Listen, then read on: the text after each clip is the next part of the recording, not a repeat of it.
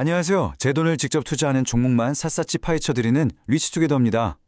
요즘 시장이 계속 내려서 다들 마음고생 심하시죠? 특히 우리 비트마인 주주님들 최근에 나온 뉴스들 보면 정말 머리가 아프셨을 거예요. 아니 갑자기 주식을 100배나 더 찍어내겠다질 않나? 뜬금없이 세계 최고 유튜버한테 수천억을 쓴다질 않나? 도대체 회사가 뭘 하려는 건지, 이대로 괜찮은 건지 밤잠 설치신 분들 많으셨을 겁니다. 그래서 오늘 준비했습니다. 지금 벌어지고 있는 이 모든 혼란스러운 움직임들이 사실은 하나의 거대한 목표를 향한 정말 치밀한 계획이라는 걸 제가 처음부터 끝까지 속 시원하게 설명해 드릴게요. 지금 비트마인의 행보는 그저 혼돈일까요? 아니면 월스트리트의 심장을 정조준한 거대한 마스터 플랜일까요? 오늘 이 영상 끝까지 보시면 그 거대한 그림이 여러분 눈앞에 선명하게 펼쳐질 겁니다. 자, 먼저 우리를 가장 큰 충격에 빠뜨렸던 숫자죠. 500억. 비트마인이 발행할 수 있는 주식수를요, 기존 5억 주에서 무려 100배나 많은 500억 주로 늘리겠다고 했어요. 당연히 내 손에 든 피자 한 조각이 엄청 작아지는 거 아닌가 하는 공포감이 들 수밖에 없었죠. 근데 충격이 가시기도 전에 더 이해 안 되는 뉴스가 터집니다. 2억 달러, 우리 돈으로 2,800억 원이나 되는 이 어마어마한 돈을 세계 1위 유튜버 미스터비스트의 회사에 투자하겠다고 발표했죠. 투자자들 입장에서는 정말 황당했을 거예요. 아니, 나는 이더리움 보고 투자했는데 왜 갑자기 유튜버 회사에 돈을 쓰는 거야? 이런 생각이 드는 게 당연했죠.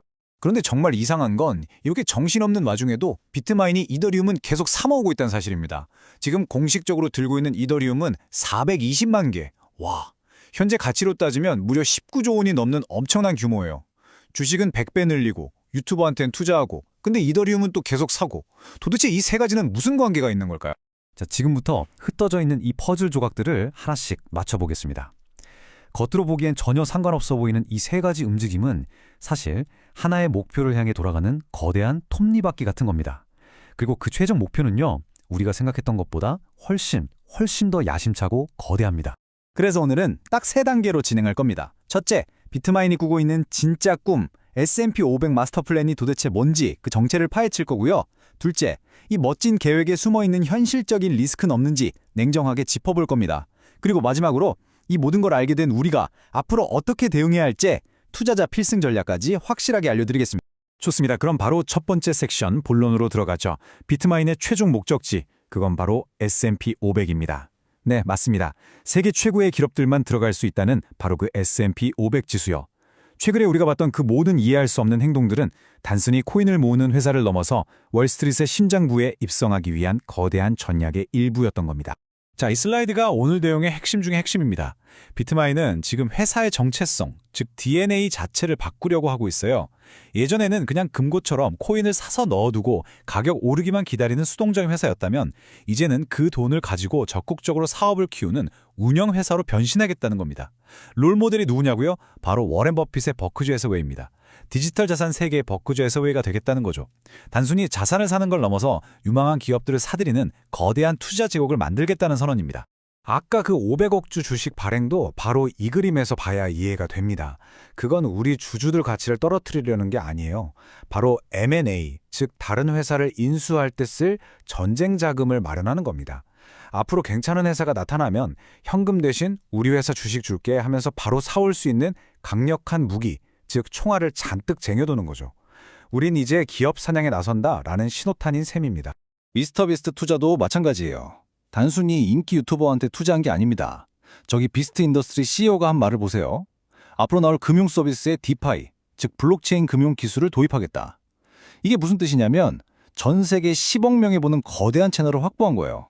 나중에 비트마인이 새로운 금융 상품을 만들면 이 채널을 통해서 전 세계 사람들한테 바로 판매할 수 있는 고속도로를 미리 깔아놓은 거죠. 이건 전형적인 사업 확장 전략입니다. 자, 그리고 여기 또 하나의 결정적인 힌트가 숨어 있어요. 바로 문샷 프로그램이라는 건데요. 쉽게 말해 회사가 새로운 사업에 투자하는 돈입니다. 근데 원래 총 자산의 1%만 쓰던 이 돈을 최근에 슬그머니 5%까지 무려 5배나 늘렸습니다. 회사가 이제 수동적인 금고지기가 아니라 적극적으로 돈을 굴리는 투자 전문 회사로 탈바꿈하고 있다는 아주 명확한 증거입니다. 그런데 말이죠. 이 모든 원대한 계획 카페는 정말 넘기 힘든 거대한 산이 하나 버티고 있습니다. 바로 S&P 500에 들어가기 위한 가장 까다로운 조건, 지속적인 영업이익을 증명해야 한다는 겁니다. 단순히 덩치 크고 돈 많다고 아무나 받아주는 곳이 아니라는 거죠. 아니 이더리움 맡겨두면 보상이 나오는데 그게 이익이지 뭐가 이익이냐 하실 수 있죠. 근데 월스트리트의 깐깐한 심사위원들은 그렇게 안 봐요. 그 사람들 눈에는 그게 그냥 자산을 갖고 있어서 나오는 이자 소득이지 회사가 땀 흘려 사업해서 번 영업이익이 아니라고 볼 가능성이 아주 높습니다. 비유하자면 아파트 사서 가격 오르는 거랑 그 아파트로 에어비앤비 돌려서 돈 버는 건 다르다는 거죠. S&P 500은 후자를 원합니다. 바로 이 어려운 숙제를 풀기 위해서 비트마인이 오랫동안 준비해온 비장의 카드가 있습니다. 바로 메이븐입니다. 이건 비트마인이 직접 만든 자체 스테이킹 시스템인데요. 쉽게 말해서 이더리움이라는 재료를 넣으면 영업이익이라는 결과물이 뚝딱 나오는 거대한 공장을 직접 지어버린 겁니다. 자, 여러분이 사장님이라고 한번 생각해 보세요. 최고급 반도체를 잔뜩 사왔습니다. 돈 버는 방법은 두 가지예요. 첫째, 창고에 쌓아놓고 가격 오르기만 기다리는 리셀러가 되는 거죠. 둘째, 그 반도체로 데이터 센터를 지어서 아마존이나 구글처럼 클라우드 서비스를 제공하고 사용료를 받는 사업자가 되는 겁니다. 월스트리트에서는 이게 그냥 공식이에요. S&P 500은 물건 쌓아놓고 시세 차익만 노리는 리셀러는 쳐다보지도 않아요. 하지만 서비스를 제공해서 꾸준히 돈을 버는 데이터 센터 같은 기업은 정말 사랑하죠. 비트마인이 바로 이 메이븐을 통해서 단순한 코인 리셀러에서 이더리움 네트워크를 운영하는 데이터 센터 사업자로 변신하려는 겁니다. 이게 바로 비트마인이 S&P 위원회 앞에 가서 펼칠 변론의 핵심 내용입니다. 자, 보세요. 첫째, 우린 엄청난 이더리움을 갖고 있다. 둘째, 우리 공장인 메이븐으로 네트워크 거래를 직접 검증한다. 셋째, 이건 이더리움 네트워크의 보안 서비스라는 명백한 용역을 제공하는 행위다. 넷째, 그러므로 우리가 받는 보상은 단순이자가 아니라 서비스 수수료, 즉 완벽한 영업이익이다. 이 주장을 하려고 그 복잡한 메이븐을 직접 만든 겁니다. 자, 여기까지 들으면 막 가슴이 웅장해지죠? 와, 이거 진짜 대박 나겠다. 근데 잠깐만요. 투자는 항상 동전의 양면을 봐야 합니다. 이 멋진 계획이 성공하기까지 넘어야 할 현실적인 장벽들, 우리가 꼭 알아야 할 위험 신호들을 지금부터 냉정하게 한번 짚어보겠습니다. 우리가 반드시 체크해야 할 핵심 리스크는 크게 세 가지입니다. 첫째, 이더리움 가격과 거의 한 몸처럼 움직인다는 점. 둘째, 아직도 안개 속인 규제 문제. 그리고 마지막으로 이렇게 열심히 준비해도 과연 S&P 위원회가 오케이 해줄까 하는 근본적인 물음입니다. 첫 번째 리스크, 이건 부인할 수 없는 현실이에요. 비트마인 주가는 이더리움 가격이랑 90% 이상 똑같이 움직입니다. 거의 운명 공동체라고 봐야 돼요. 이 말은 즉 비트마인이 아무리 멋진 사업 계획을 세워도 당장 이더리움 가격이 떨어지면 주가도 같이 하락할 가능성이 매우 높다는 뜻입니다. 이 점은 반드시 기억하고 투자해야 합니다. 다음은 규제 리스크. 최근 미국에서 디지털 자산의 법적 성격을 명확히 하는 아주 중요한 법안, 클래리티 액트 처리가 또 미뤄졌습니다. 규칙이 명확해지기 전까지는 큰 돈을 굴리는 기관 투자자들이 섣불리 들어오기 어렵고 이건 산업 전체의 발목을 잡는 불확실성으로 작용합니다. 그리고 이게 어쩌면 가장 크고 근본적인 리스크일 수 있습니다.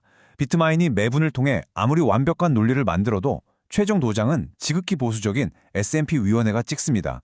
그들이 과연 이 혁신적인 주장을 받아들여 줄까요? 들어보니 일리가 있군. 영업이익으로 인정해주지. 이렇게 쉽게 말해줄 거라는 보장은 그 어디에도 없습니다. 이게 이 계획의 성패를 가릴 가장 큰 관문입니다. 자, 그럼 이제 가장 중요한 시간이죠. 이 모든 기회와 리스크를 알게 된 우리, 그래서 앞으로 어떻게 해야 할까요? 마지막 세 번째 섹션에서는 이 복잡한 상황을 헤쳐나갈 수 있는 현실적인 투자 전략을 딱 정리해드리겠습니다. 이런 변동성 큰 시장에서 반드시 기억해야 할 격언입니다. 지금은 오를지 내릴지 방향을 맞추는 싸움이 아니라 내가 얼마를 투자할지 비중을 조절하는 싸움이다. 족집게처럼 가격을 맞추려고 애쓰지 마세요. 그건 신도 못합니다. 대신 내가 감당할 수 있는 만큼만 투자해서 리스크를 관리하는 현명한 투자자가 되어야 합니다. 이게 훨씬 더 중요해요. 자, 본인의 투자 성향에 따라 전략을 짜야 합니다. 먼저 나는 안정적인 게 최고다 하시는 보수적인 분들은요, 지금 당장 들어갈 필요 없습니다. 규제가 명확해지거나 S&P 500 편입이 확정되는 걸 보고 들어가도 절대 늦지 않아요. 반대로 나는 큰 수익을 위해 위험을 감수하겠다 하시는 공격적인 분들은 이걸 벤처 투자라고 생각하고 아주 소액으로 꾸준히 모아가는 전략이 유효합니다. 그리고 마지막으로 지금 이미 비트마인을 보유하고 계신 우리 주주님들은 단기 뉴스에 일희일비하지 마시고 내가 처음에 왜 이 회사에 투자했는지 그 이유를 다시 한번 점검해 보세요. 그리고 가격이 아니라 내 총자산 대비 투자 비중이 적절한지를 꼭 확인하시기 바랍니다. 물론 리스크만 얘기하면 재미없죠.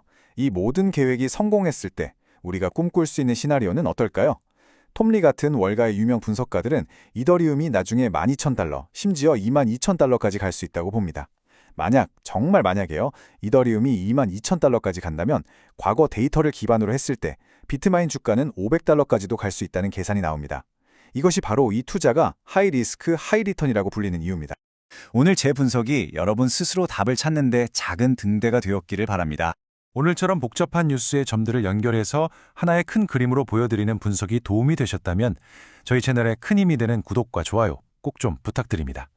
저는 다음에도 더 깊이 있고 실질적인 투자 인사이트로 돌아오겠습니다. 감사합니다. 리치투게더였습니다.